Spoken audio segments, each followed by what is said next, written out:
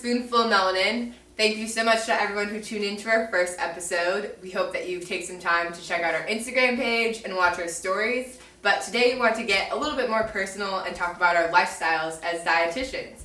But first we're going to break the ice. So we're going to play the Spoonful of Melanin version of Marry and Kill. So if you had to spend the rest of your life with one food, what would it be? And if you had to kill off one food, what would it be? I'm definitely going to marry French fries. I could eat French fries every single day of my life, and don't judge me for it. But I would probably have to kill anything that's like intestines, like chicken livers. Yes. You don't want no chitlins. I do not like chitlins. Don't judge me for it. Don't judge me.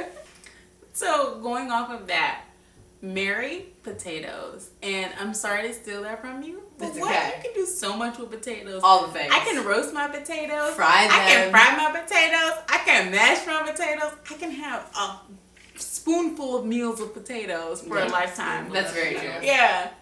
Kill off horseradish. Ugh. Sorry to anyone who likes horseradish, but don't put horseradish in my sauces. Don't put it on my sandwich. Don't put it in my potatoes. I don't want it anywhere. We gonna put it on it just because you said that. Right. Your potatoes.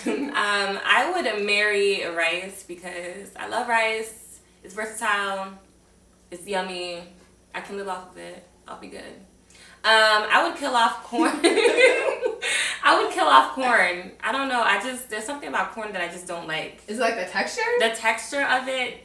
I don't know. When I see it in soups and stuff, like I'm the one picking it out. I don't want it. Y'all got it. Okay. So I would marry pizza. Pizza is very versatile as well. You can throw pineapples on it. That's my favorite type Weird. of pizza. No, Get your fruits and y'all- veggies in. Yeah. I mean, but that's not even like pineapple chicken pizza, y'all. No. I'm good. No. Okay, well, anyways, I love pineapple pizza, but you can put anything on pizza, so that's my favorite. And I would have to kill off. I'm not a fan of chicken pot pie. If I never had to eat a chicken pot pie again, like it could just be gone, like pow, bye. I'm with you on that. Okay. So for me, I really love pancakes. I make them at least like once or twice a week. There's so many ways that you can like put things in and things like that. But if I had to kill something, it would probably be coconuts. I cannot stand coconuts. It's just too much. I mean, like, It's you good for always your feel like hair. beauty, but It like, is, but not to eat. So that's the only thing. I A can't do pina coconut. colada, like. Okay, guys, so there's a lot of stereotypes that are associated with dietitians and how we live, but honestly, we're normal people, and on top of that, we're millennials. What is one thing people associate with being a dietitian? So I have something. Meal planning and meal prep, I feel like it's a big thing. And everyone's like, oh, what are you making? What are you cooking this week? And for me, like, yo, it's hard. Like, if I'm not busy with a bunch of stuff, then I'm tired. And if I'm not tired, then half the time I just don't feel like it. And so like I don't always have these perfect meals. One thing I really love are like sheet pan meals. So for the week, I'll throw vegetables, my protein, maybe something else all on one pan, put it in the oven, easy, done for the week. How about you guys? Yeah, I definitely do like big batches of things. So for me, like I'll do a big batch of like chicken chili, or I'll do a big batch of maybe like a chicken orzo salad. I do something that's like really gonna keep me along. But honestly, for me, it's like I don't like eating the same thing every single day. And so while I feel like I'm getting ahead of the game when I batch make something, I still find myself like making decisions on the fly on the day because maybe I am not really like feeling that whatever I batch made that week. Yeah. So for me, I don't like to eat the same thing for dinner every night, so I kind of will switch it up. But for lunch, I like to buy like a big bag of salad. My favorite is like this kale salad mix. And I'll bring the big bag with me to work, leave it in the refrigerator, and then just bring protein with me, depending on like what I ate for dinner, and just throw it in there. So that way it's at work, I don't have to think about it, and that's basically me meal prepping.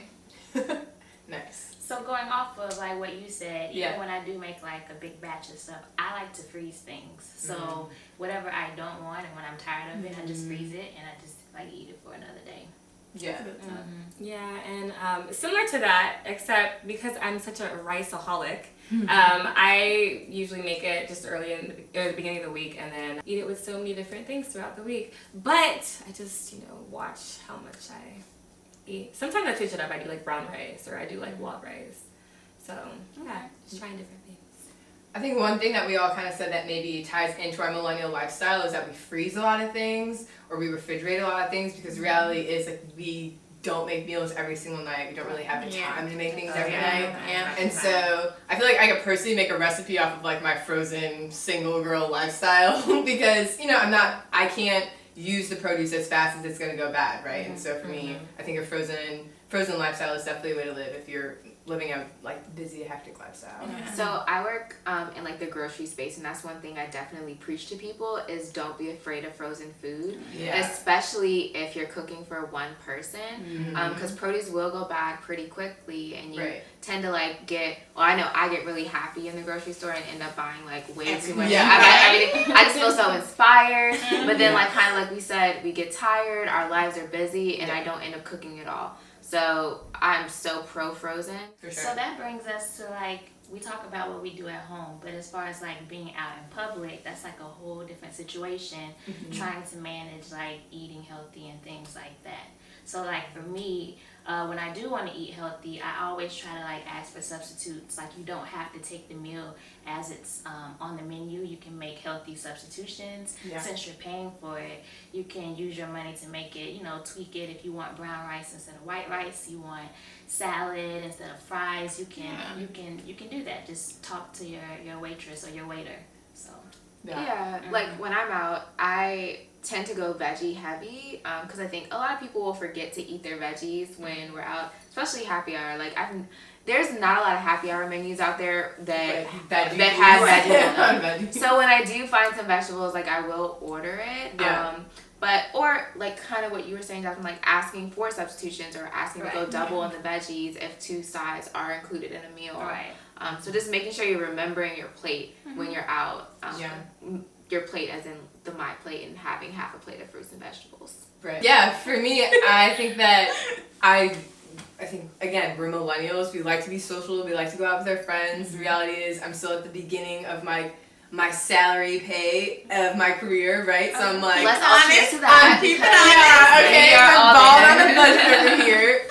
And so for me, when I do go out, one of the things that is in my forefront of my head when I'm making that decision is what can I box when I go home? So what can I eat like half now and half later? And even if it's something like a pasta dish or if I get something like a big protein meal, I will then at least get my sides from home and add it.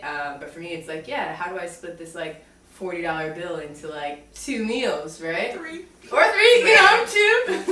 Yeah. Shoot, if other people at the table want to leave their food behind, I'm like, give it. I've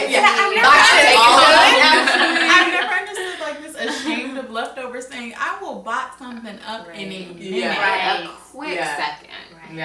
I like to just usually do like the bigger like shareable meals or plates when I'm out with friends or family. That way we're all kind of like eating a portion of it, and we're sharing all the wealth. we're sharing the wealth. So that's like my thing because I'm a restaurant type of person, so I'm always out. So, for sure. Yeah, I think I'm a restaurant person as well, but my biggest thing is if I'm going out to eat, I want to enjoy it and I want to be okay with that and I want to feel good about it. So I make sure that I'm eating what I feel like is balanced during the week so that if I'm going out on the weekend, I can enjoy myself and not have to feel bad about it. So I think these are a lot of good tips of like watching our portions, figuring out how we can make multiple meals and ordering veggies. But then when you have times when you want to go out and you want to eat, and I don't want you to feel guilty about that. I want you to enjoy it. And Shamira brought up a good point as far as like if you have the time to like see, if you have the foresight to see like, oh, I can plan ahead. I know I'm going to go to dinner on Thursday and etc. But another way to like balance that out is through like our physical activity, right? Yeah. And so what are some ways that you guys fit physical activity into your schedules as we are like all millennials running around with our heads chopped off? I'm gonna tell you right now. It's on my 2019 New Year's resolution, and I am going to do my best to exercise. We proud of you. We support you. Well, Camille, kind of what you just said about like kind of projecting out your schedule for the week with food. That's what I do with physical activity. So I found myself like if I don't plan my physical activity, my day will go by. Y'all are sitting on my couch right now and it's really comfortable. And after 6:30 when I get home, it's really, really comfortable. So I like put my physical activity on my calendar just like I do with my other meetings, so that way I'm committed to it and I don't schedule over it and I just get it done. Yes. So since I work in the city and I have like different appointments in different places downtown, I usually just walk. So I make it a point to just like park my car, and instead of like hopping on the metro, if it's like within 20 minutes, I'll just walk instead of like paying $2-3 for that Uber, because you get that exercise in and you get that fresh air, and it just helps you clear your mind on top of just getting some steps in. So that's what I like to do. Question. Challenges in the winter when it's like super cold. Are you still walking in 25 minutes? Are you? Hello? Honestly, Good questions. Viewers want to know. not as much, wanna but know. like if it's like below freezing, then I might make an exception. But if it's doable, like I'll still. I think that I personally have to work on changing my mind frame about physical activity, because I'm someone who tends to think that it's going to be draining, it's going to be taking the energy out of me, when really, in actuality, if I know that I'm going to have a busy day, by me actually like working out at some point during that day is only going to boost my energy for the day. And so for me, it's more about just reframing my mindset about physical activity and seeing it as a positive versus something that's going to just like be draining in some way. It kind of gives you that balance. It makes you feel like you had time to do something for you that day, where all your other time was given to other things. So. Exactly. For and sure. I like that. I like shifting the mindset away from, it has to be some structured set things. It's just like, what are small things I can do to incorporate this throughout my day? Like, I know for me, I sit a lot at work and during the day.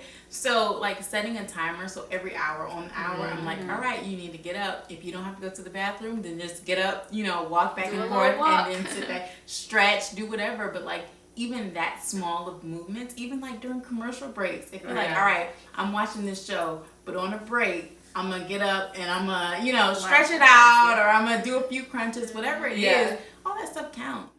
Well, thank you so much, guys, for sharing your opinions and your experiences. We really hope that you got some healthy tips out of our conversation today, and we really look forward to seeing you next time.